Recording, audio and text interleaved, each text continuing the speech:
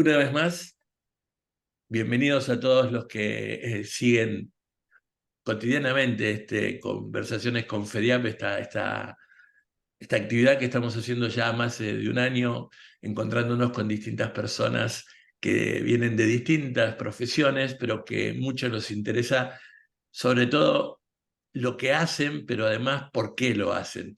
Nuestra invitada de hoy, ya vamos a pedirle que se presente ella directamente, es Marcela Agustoni, que es la gerente de estrategia de Eres Agro, pero es mucho más que eso.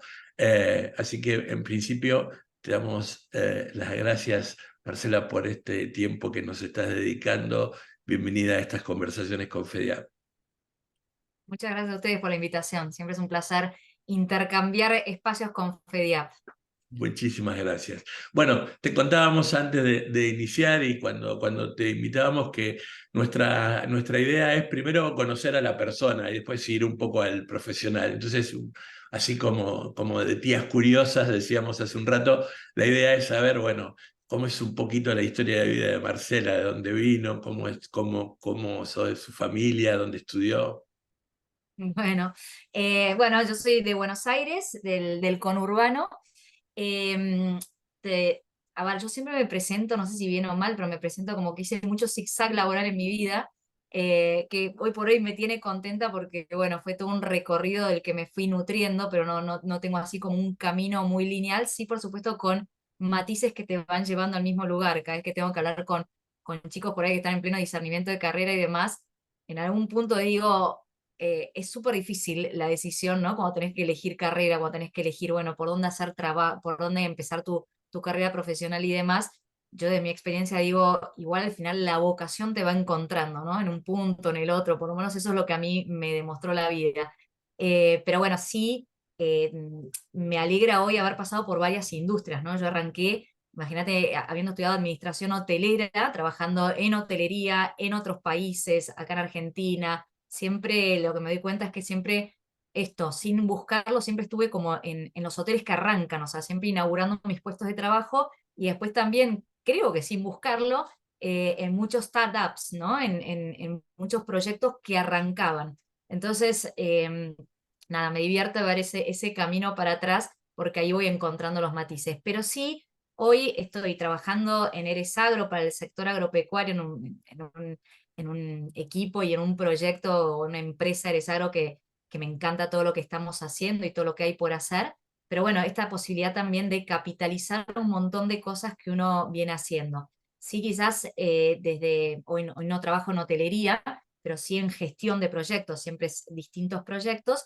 Y por ahí sí, una característica que siempre se dio en mi vida profesional es que siempre tuve alguna pata en lo social, ¿no? Que creo que por ahí pasa justamente mi vocación. O sea, a veces era del lado de un voluntariado muy, muy sólido y a veces era porque estaba trabajando en una organización de la sociedad civil, como fue Conindes Nutrición Infantil, como fue armar una propia empresa social, como querer hacer. Así que, bueno, eso es un poco el recorrido. Hoy sí estoy en Eres Agro, que es una empresa, pero es una empresa de triple impacto que trabaja mucho con la mirada también en lo social, en colaborar con las comunidades, en colaborar para el desarrollo de talento, más allá o por medio de todos los servicios que ofrecemos como consultora de capital humano para el sector agropecuario.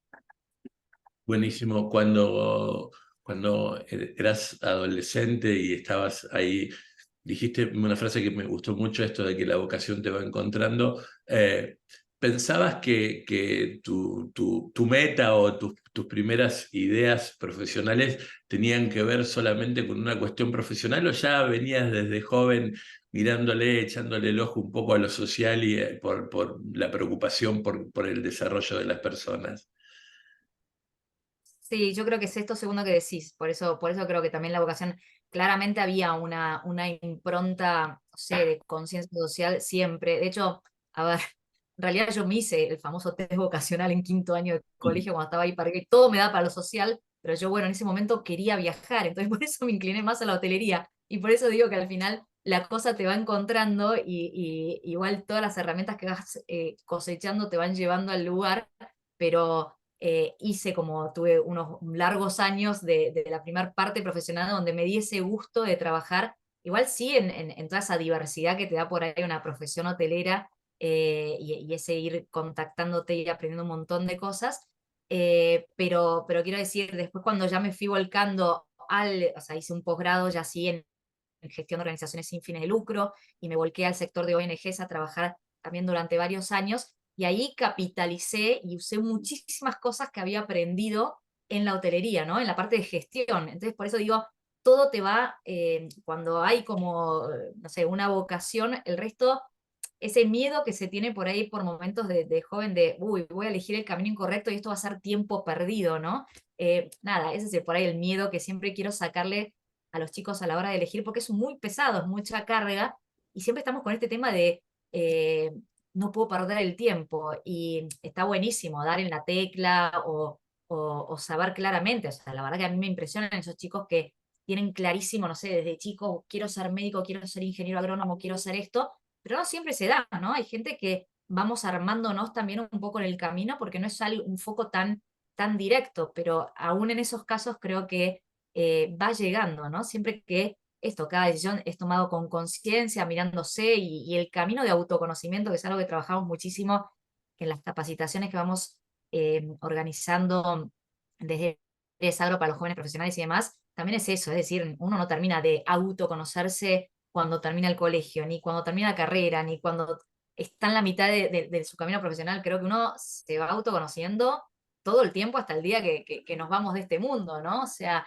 y eso es apasionante, ¿no? Que siempre hay matices y cosas para redescubrir y en base a eso uno va tomando las decisiones. Sí está ese compromiso que cada uno tiene que tener consigo mismo de, bueno, esto de tener instancias de parar la pelota, mirarse, revisar, recalcular, volvemos, ¿no? Creo que pasa más por ahí la cosa. La decisión de cuando empezaste con tu profesión en la parte de hotelería, la decisión de viajar, ¿costó mucho o no? Siempre digo lo mismo, a nosotros como padres nos cuesta un montón el ver que los hijos se alejan, esa historia de... me acuerdo un día de haber escuchado a alguien decir, tenés un hijo, vos sos una persona muy joven y tenés una niñita muy chiquita, pero siempre escuchaba a alguien que decía, tenés un hijo y te agarra miedo hasta el día que te moriste. Por más que tengas vos 90 años y tu hijo 70, siempre estás ahí a la expectativa. ¿Costó mucho ese arranque cuando decidiste irte? Bueno, primero gracias por lo de joven. En realidad yo engaño porque fui madre muy grande, pero no te voy a decir la edad. No, creo que al contrario, ¿no? Esa parte sí costó, porque igual a pesar de joven, yo, no sé, siempre fui por ahí de características más bastante responsable, ¿no? No soy la súper osada, pero bueno, no tengo ese registro como, bueno, tanto miedo, porque sí cuando uno es más joven está con la mochila más liviana, ¿no? Entonces, viajar esto, cuando ya tenés una familia armada, cuando tenés chicos a cargo, cuando ya tenés no sé, distintas cosas que tenés que replantearte o sacrificar o dejar en suspenso cuesta más. Cuando estás ahí recién arrancando, estás con eso, con más livianito de equipaje. Eh, pero no, creo que justamente ahí a ver, yo pongo esto de hotelería, viajes, era mi pasión, era como mi gran hambre, ¿no? Cuando terminé el colegio era mi hambre de salir y conocer el mundo. Por ahí otro tiene ese hambre de irse a vivir al campo, por ahí es ese hambre de vivir en ciudad o vivir en campo, no sé, como lo llevo como a cualquier pasión que uno tiene. Yo evidentemente sí tenía una pasión así de viajar. Y de vuelta, y por ahí, por eso me costó un poquito menos, pero igual me tenía que envalentonar porque obviamente es todo un desafío, como cualquier cosa que uno encara, ¿no? Pero de vuelta esto de la pasión te encuentra también, ¿no? Porque aun cuando ya para mí di por cerrado como el ciclo de hotelería por diversas razones, después de varios años de trabajar en esa industria que es muy demandante también, ¿no? Pero aún ahí, mis siguientes trabajos, casi el 100%, o sea, todos me llevaron a viajar también, ¿no? O sea, me fui a la lotería y yo seguí viajando en distintos trabajos, o sea, digo, esa era mi pasión y ahí me fue llevando y también lo social. Entonces, eso es lo que a mí me gusta pensar siempre y cada vez creo que en el mundo laboral es menos lineal, ¿no? Esto de lo que uno estudia, el trabajo, o sea, es como tan difícil de predecir Total. para los chicos de hoy, más de lo que fue para nosotros. O sea, ¿cómo va a ser tu vida laboral a futuro, porque todo se está rearmando, las carreras se van rearmando, o sea, es como que todo tiene que ser mucho más plástico. Entonces, nada, por ahí esta tranquilidad de, bueno, pero la vocación te va encontrando, la pasión te va encontrando y uno va teniendo distintos caminos para desarrollarse que quizás no son tan claros de movida, y sino que se van esto armando en el camino, ¿no? Más dinámico, sí, totalmente. Lo que pasa, quizás también hay esto es una mirada personal, pero también nos falta corrernos un cachito de nuestros modelos mentales. Vemos que vos que has viajado a Europa, Estados Unidos, tiene otra mentalidad con los jóvenes y el tema de, no digo que lo empujan a que viajen, pero que en realidad sí hay animarlos a que puedan conocer otras culturas, que vean de otras formas de trabajo, que es muy importante no quedarse en un círculo de unos pocos kilómetros, como yo digo. A veces la vida tiene otras miradas que lo va nutriendo a uno, y no solamente lo va nutriendo profesionalmente, sino que le va haciendo ver la vida de distintos lugares. Cien Eh, por ciento. Bueno, ahí mi reconocimiento siempre, yo soy de Buenos Aires y yo siempre tengo una mirada muy apreciativa, si querés, o de mucha admiración, porque es muy distinto los chicos de Buenos Aires, nosotros, y los chicos de las provincias, porque a mí me encanta esta valentía de que tienen los chicos del interior, que a los 18 años ya se tienen que venir a Buenos Aires o a Córdoba o a distintas capitales para estudiar. Creo que ahí tienen ya un hándicap, si querés, de madurez, ¿no? El chico de 18 años que ya se tiene que mudar para trabajar y salirse de su casa, para estudiar, perdón, y salirse de su casa y demás. Creo que eso que vos decís del primer mundo, creo que lo viven en general todos. Nosotros en la Argentina, por ahí, eso lo mantienen los chicos de las distintas provincias que no están en ciudades capitales, por supuesto, y que no tienen la universidad ahí a la vuelta de la esquina, o colectivo mediante, o tren mediante, ¿no? Entonces, eso está genial, y eso sí veo yo un paralelismo. Yo trabajé muchos años en la Embajada de Nueva Zelanda, y veía mucho paralelismo entre por ahí ciertos rasgos de la sociedad neozelandesa que nosotros también desde el agro argentino admiramos bastante, ¿no? En muchas cosas. Yo por lo menos tengo bastante admiración por ese país y cómo se fue conformando y demás. Pero veo muchos paralelismos también entre la idiosincrasia o ciertos hábitos, ¿no? De cómo se maneja en esa sociedad, parecido a, qué sé yo, muchos estudiantes de intercambio que se iban desde Tandil, desde Córdoba, ¿eh? Y no tanto desde nosotros, desde Buenos Aires, ¿no? Pero nada, un dato nomás para también apreciar a esos jóvenes de las provincias y la valentía adicional que tienen que tener al terminar el colegio e irse a estudiar a la facu en otro lugar, ¿no? Sí, hace poco alguien contaba algo muy parecido a lo tuyo, y cuando charlábamos decíamos, bueno, por ejemplo, en nuestro ámbito, digamos, y está mal hacer autorreferencia, pero cerrándolo, acercándolo más al tema de la educación agropecuaria, es probable que a los chicos se les haga un poco más fácil. No sé si más fácil, quizás a lo mejor más cotidiano. La facilidad después, la coyuntura te va marcando si es un poco más fácil o más complejo. El tema de que los alumnos y las alumnas de las escuelas agropecuarias pasan mucho más tiempo fuera de su familia desde mucho más jóvenes, porque generalmente las escuelas tienen internado, están a bastante distancia, tienen que empezar a tomar alguna responsabilidad, que también los hace entrar en alguna dualidad, que a veces es compleja, porque de lunes a viernes sos alumno de una escuela donde tenés ciertas responsabilidades, no sé, de hacerte la cama hasta poner la mesa para tus compañeros, y sábado y domingo volvés a ser el nene de mamá o la mamá que quiere agasajarte, o tratar de alivianarte alguna cuestión. Entonces se convierte en una dicotomía en esa historia, hasta que se van enderezando y entender que, bueno, van tomando responsabilidades que no les va que no le va a hacer mal, sino que les va a servir de futuro para la vida. Te hago un giro bastante ancho en lo que venimos hablando, y lo dijiste hace un ratito por tu trabajo en Eresagro. Hay una pregunta que quiero hacerte respecto al tema de los talentos de las personas.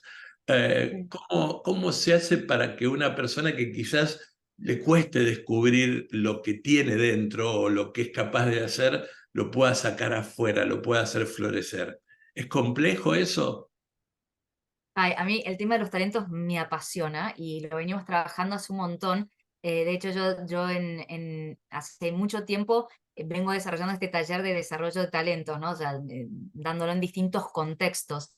Eh, y si es complejo, creo que sí, porque es esto, ¿no? Es tan complejo como autoconocerse, ¿no? Entonces es como, pero a ver, el taller que nosotros damos y demás es más que nada como generar conciencia de lo importante que es que todos nos demos tiempo a conocernos y a descubrir nuestros talentos. Y también, eso paso número uno, y también que la mayoría de nosotros en el rol que desempeñamos, tenemos la responsabilidad de ser desarrolladores de talentos de otros, ¿no? O sea, si sos líder de un equipo de trabajo en una empresa, si sos maestro en una escuela, bueno, ni que hablar, o sea, la responsabilidad que te cae de la impronta que puedes dejar en cada uno de tus alumnos, desde jardín de infantes hasta la facultad, digamos, ¿no? Pero como que hay determinados puestos, determinados lugares que uno ocupa, bueno, capitán de un equipo de fútbol o de hockey o lo que sea, también, ¿no?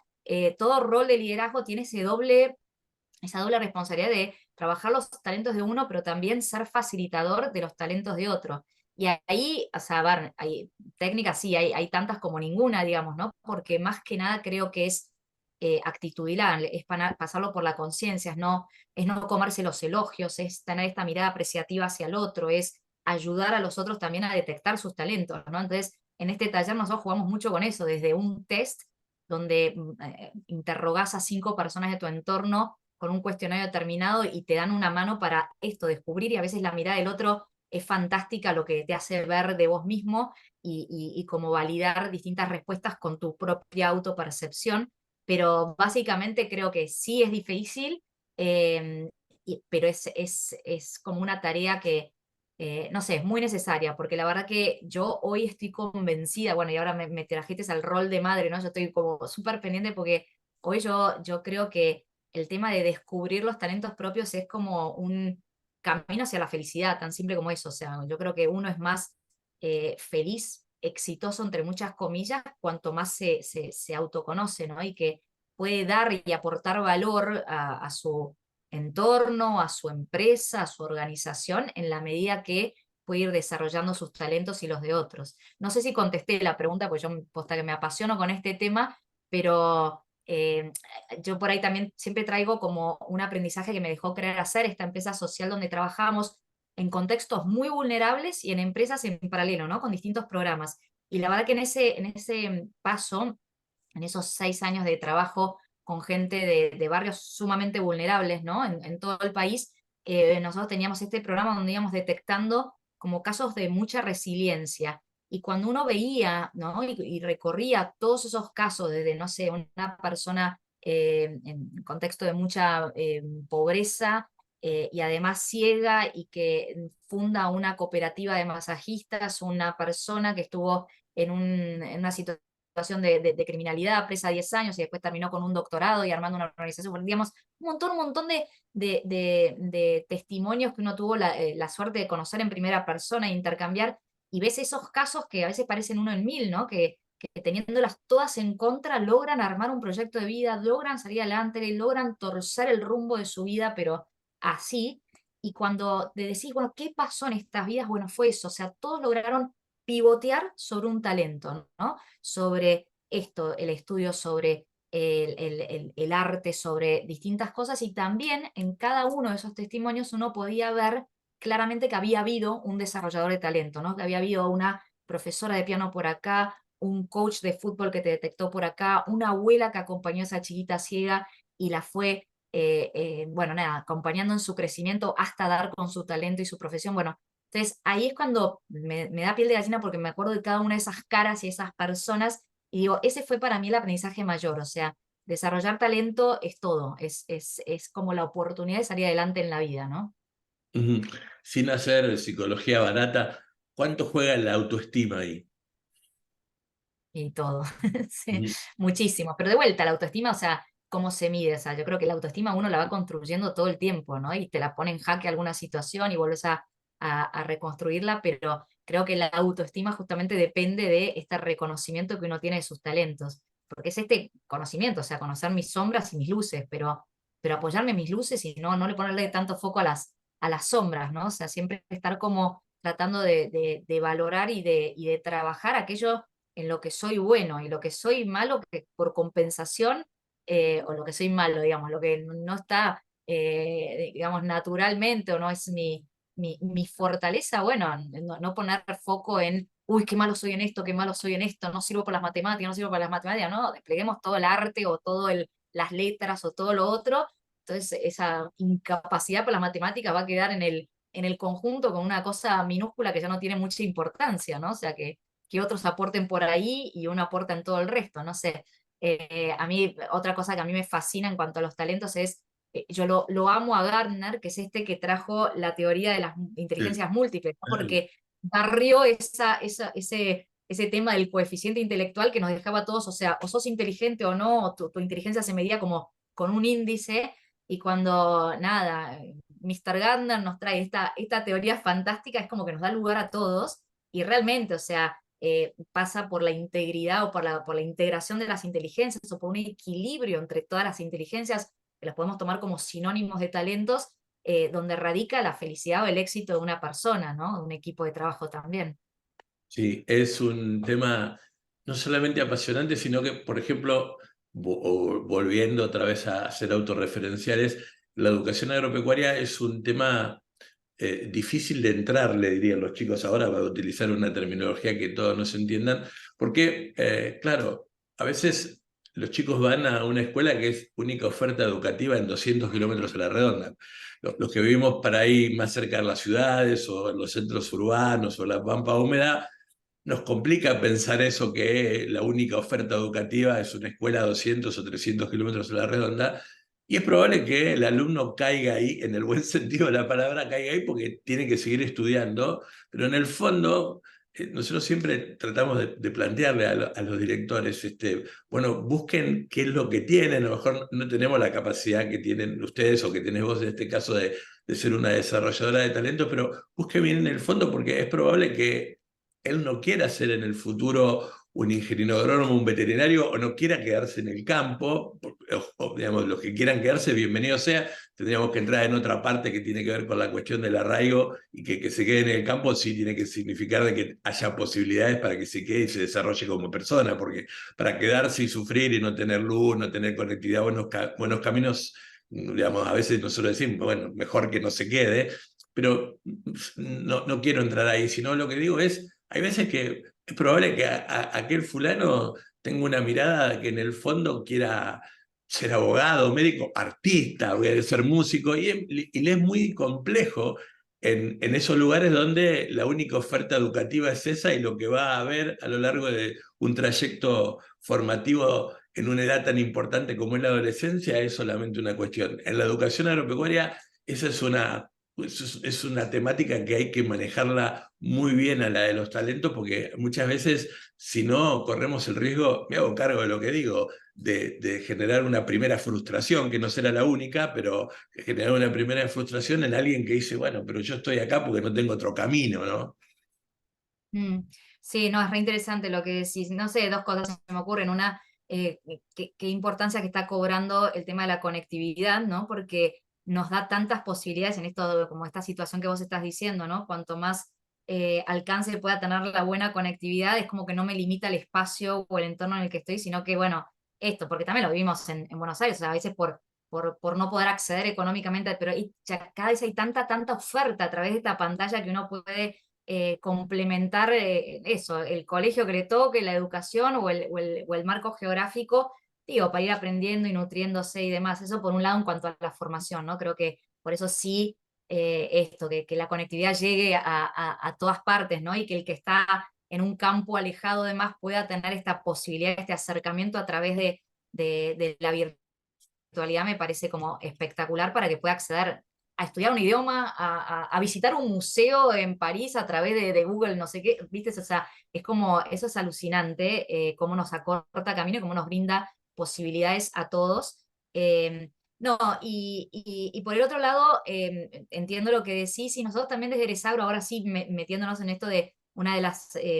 de los proyectos que hace Eresagro, de los servicios que brinda, por supuesto, es esto de hablamos mucho del eslogan encontrar tu lugar en el agro, ¿no? Esto de Y por el otro lado, esto de colaborar para que el agro sea cada vez un sector cada vez mejor empleador en todo sentido, o sea, que tenga más oportunidades y que tenga oportunidades de mejor calidad, pero también esto de abrir la cabeza como que el agro no es solo para ingenieros agrónomos y para veterinarios, o sea, acá estoy yo, digamos, que Sí, nada que sí. ver, como conté recién, pero digamos que es un sector que también da posibilidades de un montón de cosas, ¿no? Y Enriqueta también, la CEO de Eresagro, habla mucho, o sea, a veces cuando tiene que asesorar adentro de una empresa, que por ahí no hay la posibilidad de mover a una persona de posición y que por ahí ese trabajo que le está tocando ahora no le gusta, pero siempre hay, a veces poniendo la creatividad en juego, matices, ¿no? O sea, por ahí una persona, el trabajo en sí que le toca administrativo en este momento no le está gustando, pero alguien tiene que organizar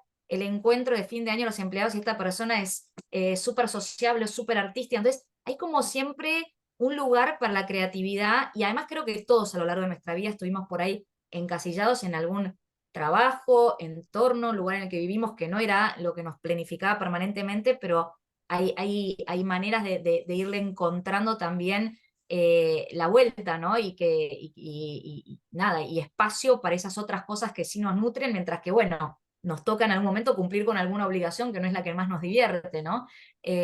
No sé, creo que eso, esa parte sí la miro con mucha esperanza, ¿no? Así como hay cambios que te apabullan un poquito y decís, upa, ¿qué va a pasar con esto?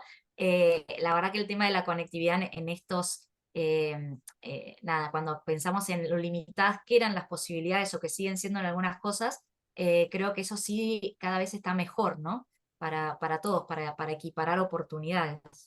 Totalmente. A pesar de que el tema de la conectividad a nosotros es una cosa que martillamos permanentemente porque en realidad es un problema, digamos, yo siempre digo lo mismo, he cansado de pelearme en el buen y en el mal sentido muchas veces con los funcionarios tanto del Estado Nacional o de los provinciales. No me gusta hablar de gobierno, digamos, el gobierno, oye, Juan, Pedro, María, no importa, gestiona el Estado y las políticas son del Estado, porque en realidad te sienten, te dicen, no, bueno, pero les pusimos las computadoras, sí, pero no tienen una linita de conectividad, es un tema, porque en realidad, digamos, es porque justamente hablando de la sensación de frustración recién pasa ese tema, ¿no? De que muchas veces no puedes dar respuesta a lo que te están planteando, pues sí, sí, nos tiraron la computadora por la cabeza, pero en realidad es muy difícil. Hemos visto en la pandemia, seguramente has visto la foto, no sé, de los chicos subidos arriba de un molino o pegado a una ruta tratando de encontrar las cuestiones, perdón, una cuestión de conectividad que debería ser ya a esta altura de nuestras vidas una cuestión Un común. servicio básico. Sí, pero está bien, hay que seguirla, digamos, no hay que plantearla. No, no te vamos a ir robando mucho más tiempo. Cuando comenzás a trabajar con las personas, ahí, para mi modo de ver, o lo que uno aprendió en la vida, dos sensaciones, ¿no? La sensación de identificarte y tratar no, que es un poco de empatía, de identificarte con ellos y de la problemática que tienen. Yo por lo menos siempre trato de sacar el mejor y el peor y hablar de potenciar en las cosas que no están del todo bien, digamos, la cuestión de identificarte. Y la otra cuestión es de enamorarte tanto de la cuestión de no querer correrte a veces del tema, ¿no? Así de una situación de paternalismo que a veces no es bueno. Eh, ¿cómo, habiendo recorrido tantos lugares, más leyendo un poco sobre vos, uno trata de ser curioso sobre las personas con que va a hablar? Una de las cosas que se destacan de vos es el trabajo que hiciste en el taller de oficio de San José en Florencio Ah, Varela, mira. en el conurbano. ¿Cómo lográs, por un lado, esa historia de tratar de rápidamente lograr empatía con el otro, pero también saber de que en algún momento hay que decir, bueno, ya te puedo dar el empujoncito para que puedas seguir solo o que puedan ustedes construir sus propios proyectos? Sí, creo que es como la clave, ¿no? Cuando uno se mete en trabajos sociales, es como, para mí, ¿no? Tener muy claro, a ver, una cosa que para mí ayuda es esto de apostar a la organización, ¿no? Y siempre al equipo, y no Marcela ayuda a, o sea, yo creo que ahí, cuando uno toma esa decisión de realmente de trabajar por el desarrollo de la persona, por el desarrollo de una comunidad determinada, me parece que ahí sí se juega una responsabilidad de cero protagonista, ¿no? De todo el tiempo estar trabajando el ego de uno, porque a veces somos portadores de los fondos de otros, que, o sea, vos saliste a hacer fundraising, a pedir plata a organizaciones, a empresas o a particulares que te aporten a determinado proyecto y sos canal. Entonces ahí es para mí mucho trabajo permanente nada, de no creértela y de no figurar y realmente cuando a mí me tocó siempre arrancar proyectos, como te decía, ¿no? Entonces es esto el gran desafío es armar proyectos que superen a uno, ¿no? Que de alguna manera poder armar equipo, armar estructura y demás, y que eso sea lo que permanezca y uno, porque no hay nada sustentable si depende de la persona que lo fundó, de la persona que arremetió al principio, o sea, es armar algo para que se deshaga cuando uno da un paso al costado, no sé. Entonces, creo que ese es el desafío mayor. Y como vos decís, yo amo los proyectos que se les puede poner principio y fin como por etapas, ¿no? O sea, como, bueno, esto, si se arma un taller de oficios, que los procesos o los cursos o el tiempo que vas a estar o que te vamos a tener en la bolsa de trabajo para conseguir como esto de los procesos y los parámetros muy claros para, no sé si la palabra beneficiario me gusta tanto, pero eso para el consumidor, para el cliente, podría ser un cliente, esa persona que viene y se incorpora a un proceso determinado para que conseguir un trabajo, para formarse en tal oficio, para pero creo que por ahí va el gran desafío, ¿no? O sea, todo lo que se eternice o se vuelva dependiente de una persona, de un líder, para mí es muy nocivo.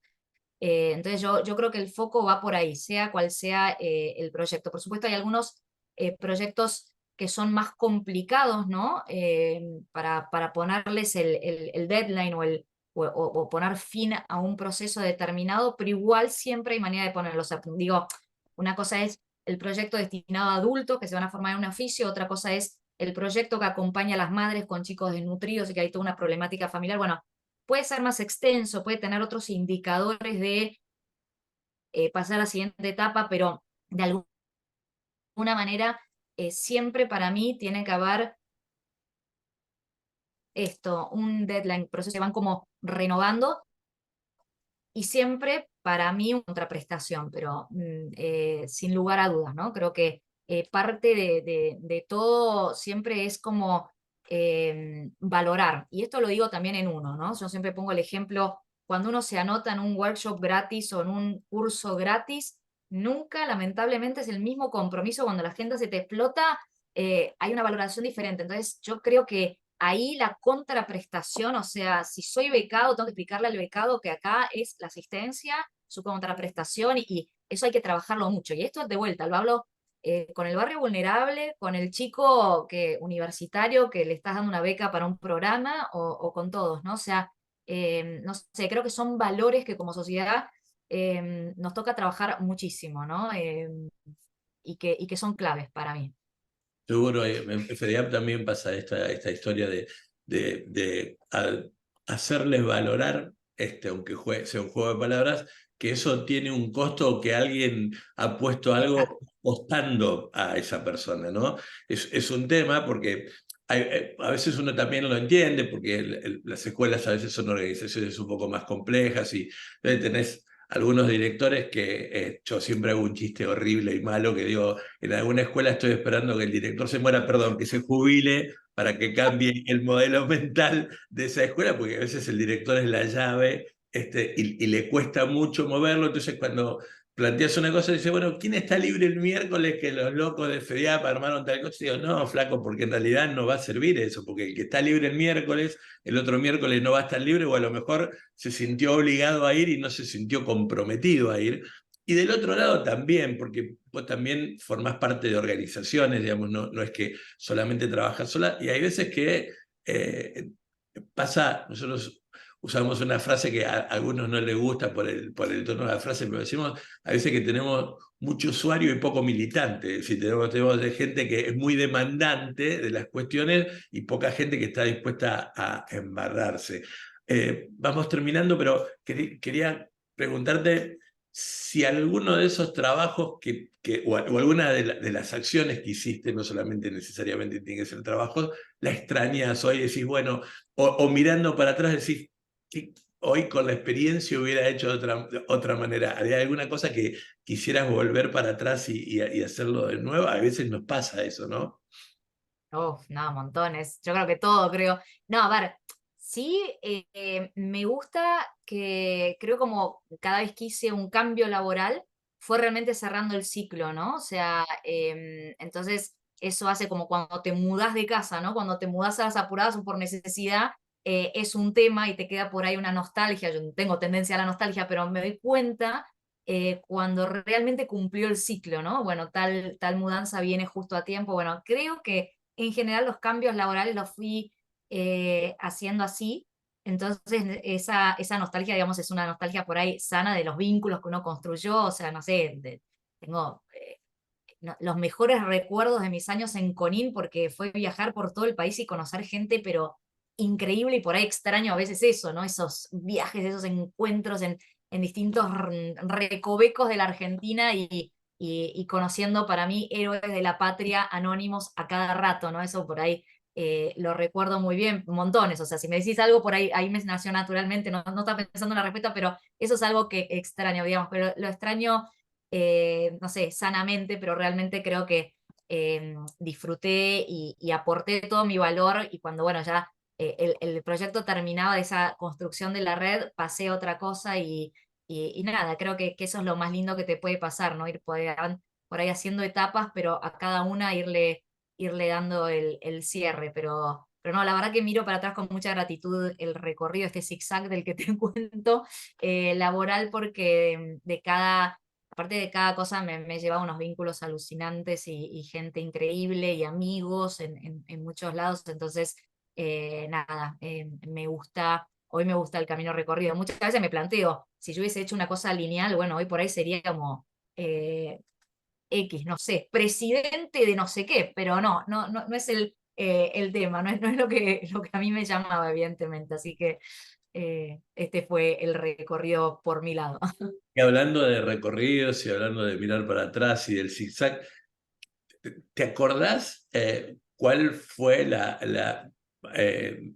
la, el momento, no el momento, pero sí, ¿por qué no el momento? El momento en que dijiste sí, me tiro a la pileta ya por el 2012, cuando fuiste cofundadora de Entramarco, es la primera, la primera consultora donde fuiste cofundadora.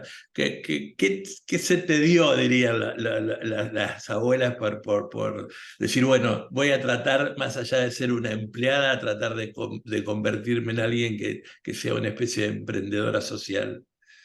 Está buenísimo. Ay, qué divino que estudiaste mucho el currículum. Qué complicado.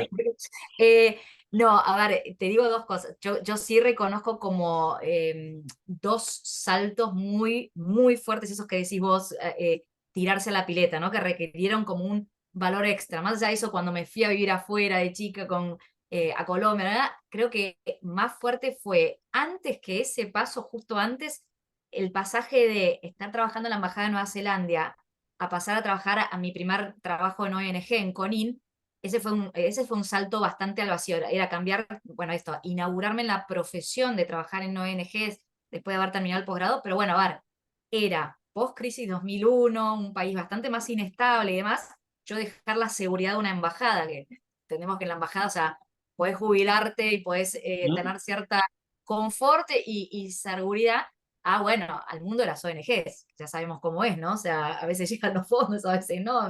Entonces, era como, y nada, un proyecto que se armaba de la nada, era como todo bastante caótico. Entonces, pasar de lo que es súper estandarizado, país del primer mundo, a, bueno, ONG en Argentina y demás. Así que ese fue un salto al vacío. Y bueno, nada, y por suerte me salí súper bien. Y bueno, y años después, ese otro salto a la independencia. sí, yo creo que se fueron, ahí me ayudó que se fueron dando las cosas, ¿no? Un proyecto que iba terminando y decir, bueno, ¿qué hago? ¿Sigo buscando por este lado o este es el momento de ir un poco más por la independencia y volcándome 100% en los proyectos sociales? Eh, pero bueno, con mucho miedo, no lo voy a negar, ¿eh? No, el miedo no estuvo para nada ausente y fue, sí, un poco mandarse y jugársela y nada, y confiar, qué sé yo, o sea, confiar en que esto era lo que quería hacer hoy, digamos, ¿no? Y bueno, confiar en que la cosa se iba a dar y bueno, con muchos más zigzags por el camino, pero más o menos viene funcionando para nada, porque creo que el deseo de todos es estar trabajando en lo que más te gusta o en algo que realmente te nutre, en donde te puedes desarrollar, entonces creo que es el lugar que uno va buscando siempre, ¿no? Y estudiar y plantear, porque estamos hablando con Marcelo Agustoni, que no solamente hizo todo esto, sino que además estudió, hizo un posgrado en especialización de organizaciones sin fines de lucro, tuvo algunos maestros que hablamos de esos, maestros no, o algunos partners que también creo que le ayudaron y fueron de ejemplo. Lucho González Benzano es alguien que te conoce y que hace poco hablábamos con Lucho y que Sí, fuimos socios y todo, hablaba, y estamos trabajando juntos varios proyectos siempre con Lucho, sí. hablaba muy bien también de vos, esta historia de que, bueno, no solo hay que quedarse con lo que uno le parece que es lo que quiere, sino que hay que tratar de hurgar un poco. Ojalá en algún otro momento podamos juntarnos un ratito más para poder profundizar este tema del desarrollo de los talentos, porque creo que ahí está una parte muy significativa del despegue de muchas personas, ¿no? De que pueda encontrar lo que realmente no solamente le guste, sino lo que pueda encontrar para construir un buen ciudadano, porque siempre nosotros planteamos lo mismo, ¿no? No es solamente la búsqueda de un técnico, de un profesional, sino es la búsqueda de una buena persona, que será un buen ciudadano, un buen padre, un buen hijo, una persona que podrá integrarse positivamente a la sociedad. Te queremos agradecer muchísimo este tiempo que nos dedicaste, que pudiste liberarte de esa gordita hermosa, que te felicito porque es preciosa como hija.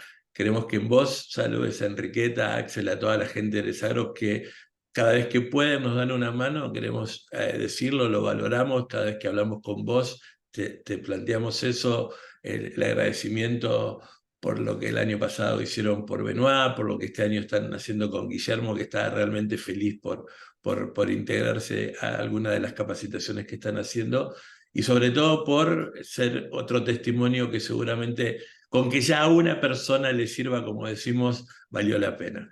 Muchísimas gracias, Wow. Marcelo. Muchísimas gracias a ustedes y por desarrollar esta misión también desde FEDIAP. Gracias. Bueno, un cariño grande.